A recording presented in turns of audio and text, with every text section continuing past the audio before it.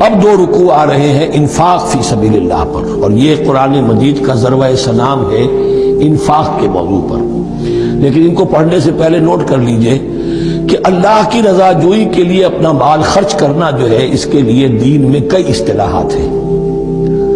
کھانا کھلانا، یطعمون الطعام علی حبہ مسکینا ویتیما واسیرا، آتى المال علی حبہ ذوی القربى والیتامى، ایتاء مال، اعطاء، پھر اس سے آگے آتا ہے صدقہ، زکوٰۃ، انفاق، قرض حسنہ۔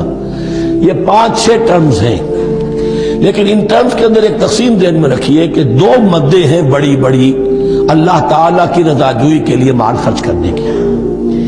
ایک مد ہے غربا، یتامہ، مساکین، محتاج، بیوائیں، ان کے لیے، یعنی ابنائے نو میں سے، یہ آپ کے معاشرے کے اجزاء ہیں، آپ کے بھائی بند ہیں، آپ کے رشتہ دار ہیں، آپ کے اجزاء و اقرباء ہیں، ان کے لیے خرچ کرنا۔ تو یہ بھی اللہ کو بہت پسند ہے، اس کا اجر ملے گا۔ یہ بھی گویا کہ اللہ تعالیٰ ہی کے لیے آپ نے خرچ کیا۔ ایک عین اللہ کے دین کے لیے خرچ کرنا، انفاق کا لفظ اس کے لیے ہے، اور قرض حسنہ اس کے لیے۔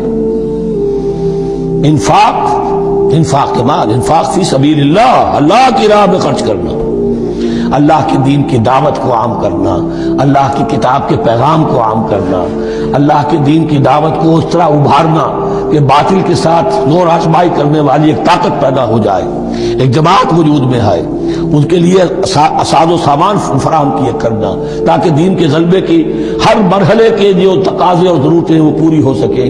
تو جو اس کام میں صرف ہوگا وہ ہے انفاق فی سبیل اللہ، یا اللہ کے ذمے قرض حسنہ۔ تو یہاں اصل میں اس کی بات ہو رہی ہے انفاق کی۔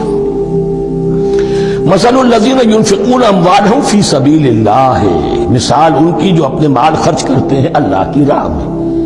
عام طور پر یہ فی سبیل اللہ جو ہے وہ سبیل پانی کی بنا دی، وہ بھی سبیل ہے، ٹھیک ہے، وہ بھی سبیل تو ہے، نیکی کا وہ بھی راستہ ہے، سبیل اللہ ہے، لیکن یہ کہ فی سبیل اللہ خرچ جو ہے اس کا بالکل مفہوم اور ہے۔